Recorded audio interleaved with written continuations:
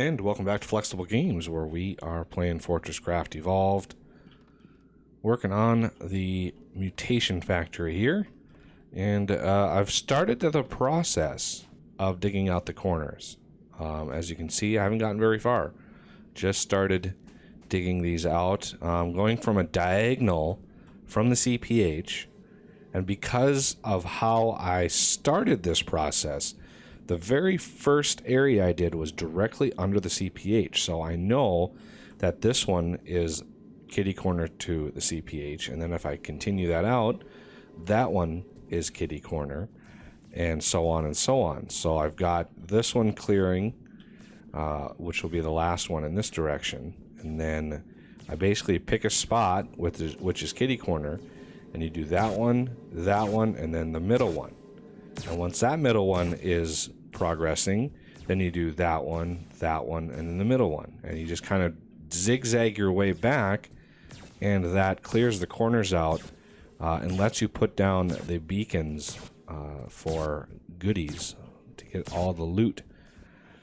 So I do like to clear out the corners, even though it takes a while. It's something that can just sit and work for a while, and it also depends on just how much land is around. So you know, this was a pretty deep area in here, so it's taking a while. But if we go out this way, you can see it sort of goes back down again, and we've got some valleys on the way. So we've got some low points in here, which will clear really fast. See, we've got the soft resin. The tunnel nukers are making their way close, so I want to get out there, clear up some of that soft resin, just because I don't want it lingering around. So this episode, we need to get some more machine blocks going, mainly for tubes, because they use hardened machine blocks, and I would like to get those going. So there is the hardened machine block assembler. I'm going to make one of those. I'm going to make an alloyed machine block assembler. I've already got the advanced machine block assembler. I've already got that built and ready to go. You can make alloyed and hardened machine blocks yourself, but they are wasteful on materials. So usually it's one titanium and nickel to make a hardened block, but if you make it manually, it's 2. Similarly, the alloyed machine block takes 24, whereas if you make it in a machine, it only takes 16. So it is definitely worthwhile to make these with machines in Automate. That's the name of the game, is automation. So let's first get the hardened machine block. This thing requires only 15 power per second. We can handle that very, very easily. First, let's get ourselves some more batteries. I need at least 2 of these. So these are going to be pretty simple setups, and I'm not going to go too crazy with the power here because I want to keep an eye on our threat level. See, we're at 204, 203. Also, I want to pick up a hydrocarbon. That finished. I was able to scan some hardened resin, and so we got resin handling, and I put the 25 soft resin in there, so we're just going to bust that out really quick. The second this fires, because if we do this, the 25, that's going to make our threat level go through the roof, processing all of those. So let's just handle this very easily here. So the pyrothermic generator goes down. I need a logistics hopper, and that is the conveyor belt. Okay, since we're kind of basing this off of this side, we're just going to continue going on this side. You can see there's a little lag with my game. I've noticed since the update that when I've got my excavators going, there is some lag in the game. I don't know why or what is causing it, but I really wish it wasn't there, and there's nothing I can really do about it. Those things are not, all that taxing, but it adds up, I think. Okay, so this one is going to be the hardened machine block assembler, and we're going to have this Let's see. Yeah, let's just face it out like that. And the next one, so we're going to have a hopper here. So we can actually snuggle this one in a little closer to the line. And we're going to put the battery here, the generator, the hopper, and the conveyor. There we go. And let's place down the alloyed machine block assembler, wherever that may be. There it is. Okay, now let's get some materials here. Get some big hoppers going to feed these machines. We're gonna want some big hoppers. So first, let's get a few, the huge, and then we're gonna do 500. We're gonna do 2, 3, 4, 5, 6,000. Oh, let's craft all of those. Craft all of those. Okay, now I can put one here, here, and here. And we're going to first put a logistics hopper on here, because this is going to be remove, and remove. So this thing wants 16 of these and 16 gold to make the alloyed. This thing wants 1 and 1. So this is going to be nice. I can't put the 2000 slot hopper on the output yet, because you actually need to set up the filter on these to filter only what you want. So with this, this wants nickel and titanium. So if we go over here, ooh, look at my titanium. Ouch. Okay. Do I have some over here? I do.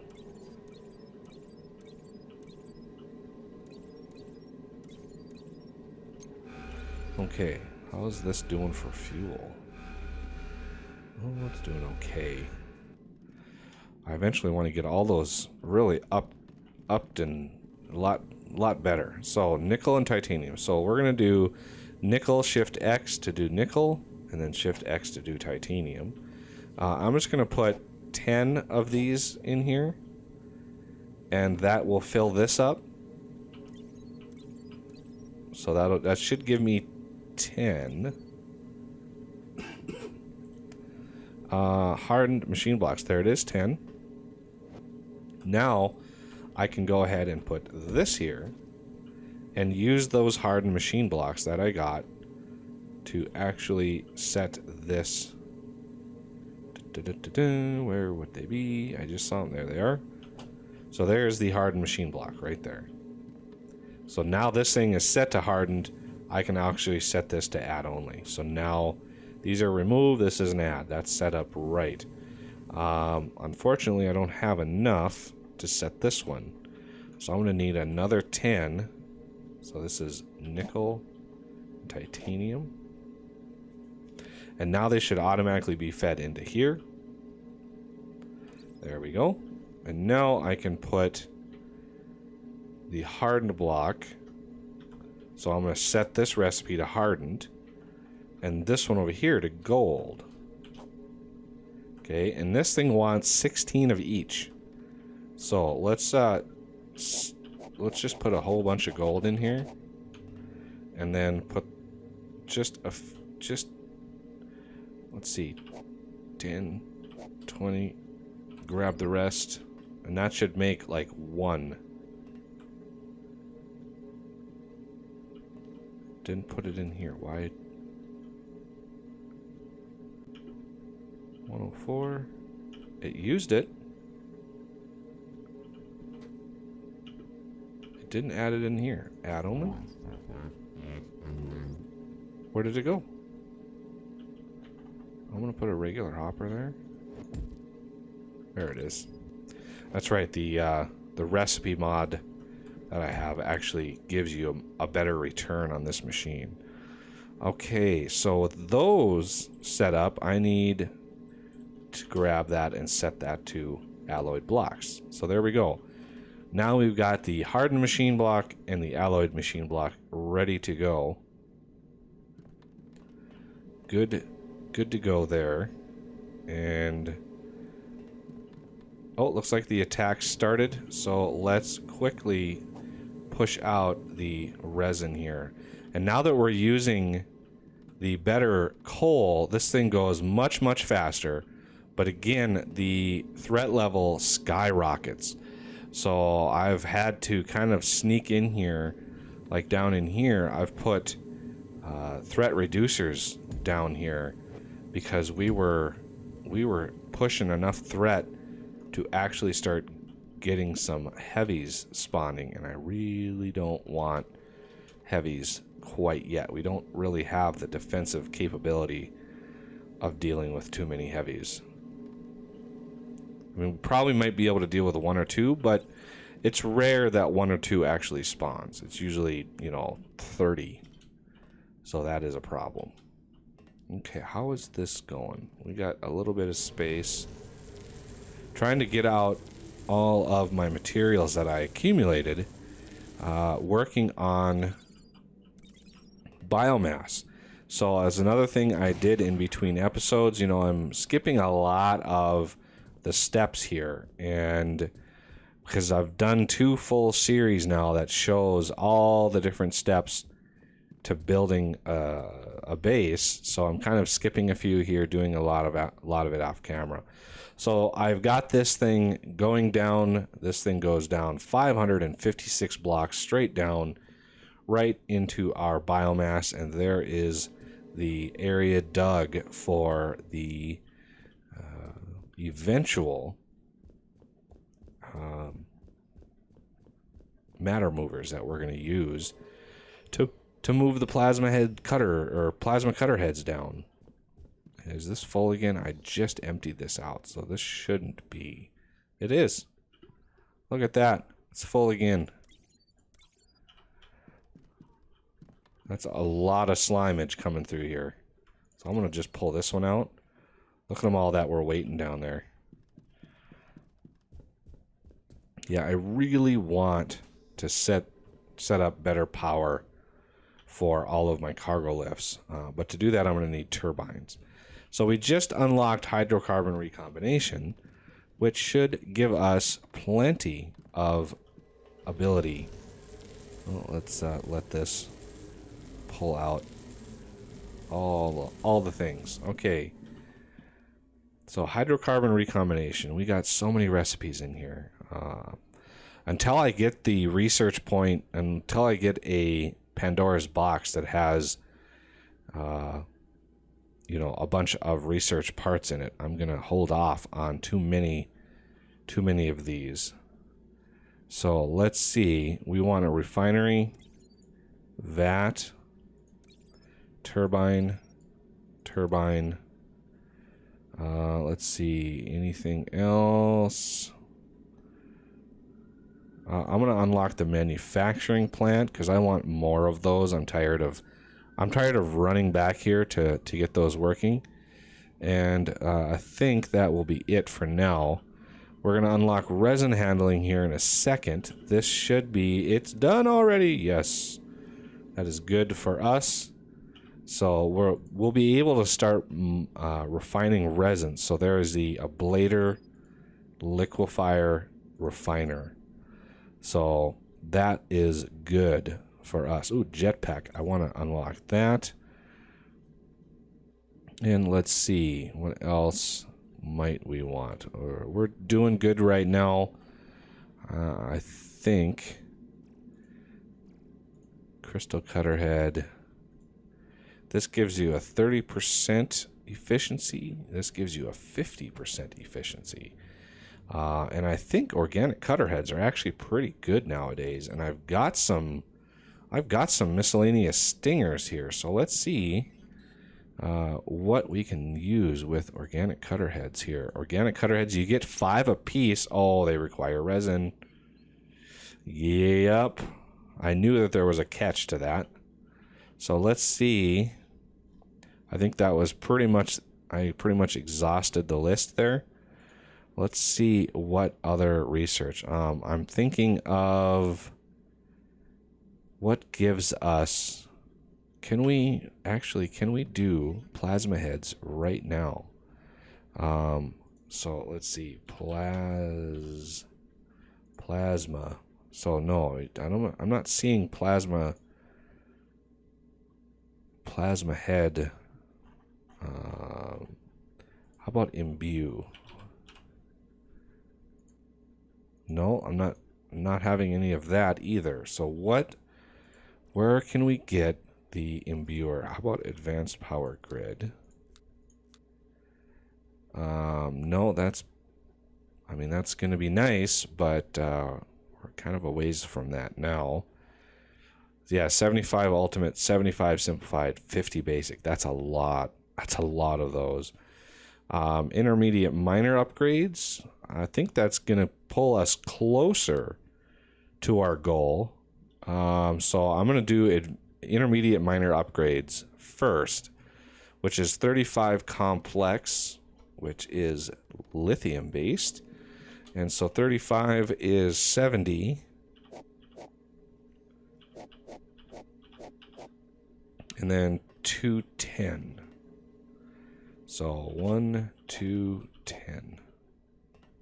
Because you take the number of pods times 2, which is the number of PCBs. You take that times 3, which is the number of plates.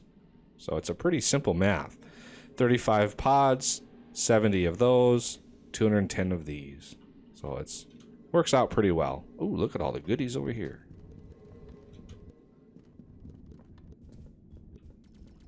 Poor Spider Bro still hasn't been upgraded. Can't remember why we couldn't upgrade him quite yet. Look at all these goodies. Ooh.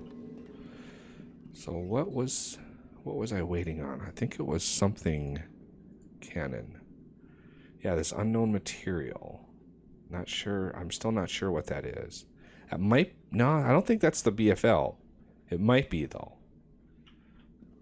Not 100% sure. And so now we are getting kind of low on resources, but before I go crazy with the smelting operation, I like to have plasma cutter heads ready to go.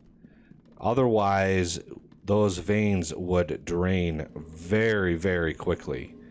It would not take much at all to empty out, the few million that we've got in there, because we're only pulling, at 10% efficient. So yeah, a vein of 1 million will still give you 100,000, which is 50,000 bars. But we can process through 50,000 bars really fast. It really doesn't take much time at all to drain some of these veins. So these veins here, I've kind of increased the capacity of this tin and copper over here. I kind of want to drain these veins out so I can move. That copper here, this copper is where I want to move the copper smelting to, and then this tin, this is the tin vein to end all tin veins here. So yeah, 25 million tin. We got lots of tin. So I'm trying to dig through this as much as possible. At least get it down, get some tin going, and then when we get more finalized, we can move that. And then this tin vein, still not sure what I want to do with this. It's only 2.7 million, so yeah, I might just clear this whole vein out using my excavator, because 25 million tin trumps the 2 million tin. Now, the other thing we're going to need is to locate the active hive. So I really want to locate the active hive. So the best way to do that is go down into a dark place. Okay, we've got a dark place here. And then hit K. This will bring up your hollow base. Now, you want to look, see the random green boxes? Those are hives. But those aren't the active hives. Okay, So none of those are the active hives. That's actually, you know, something. I think that's iron or something. I don't know what that is. I'll have to go look at what that is. But you can see the green boxes are hives. Now, the active hive looks like that right there. That's the active hive. So all of these other hives are inactive. So if we fed a hive using Minox on conveyor belts, that's the one that'll grow. Now, how far away is that from us? I think that's pretty far, actually. That's probably one of the furthest hives I have ever had in any of my bases. It's a very, very distant hive. So we're going to have to figure out how we can farm this thing. Oh yeah, it's way out here. Did I mark this? I think I came out here before and I looked.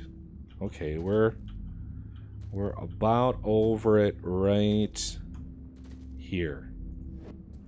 So let me mark this with some chevrons. And let's just mark it like this. So this whole area, I am going to dig out. I'm going to dig out from my base this direction. And then this will be my hive farm out here. And I'm thinking of doing a hive farm that's slightly different than what I did before. I'm going to make it a little bit more cramped. And I'm just going to put unbelievable number of machines around it. Also know that hives grow where there are caves. So if we ping air, we'll probably have, yeah, a cave around here somewhere. Because they always grow next to caves. So this is our active hive, and this is the one we're going to need to farm.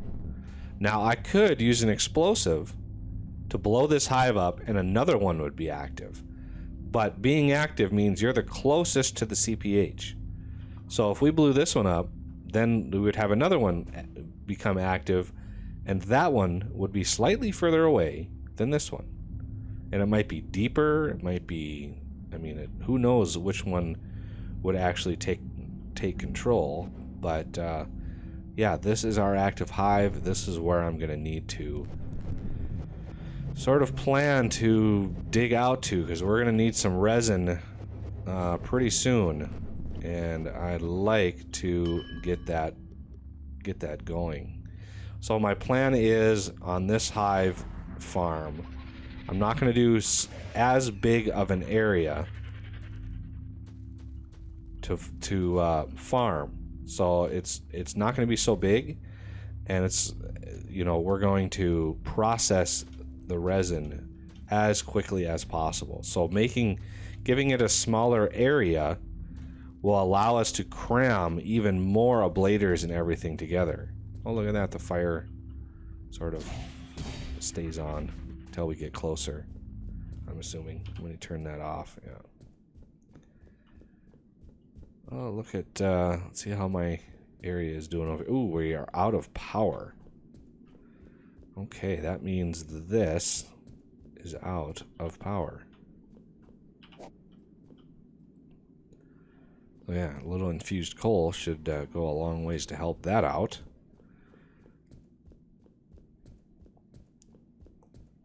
Alright, we are making progress here.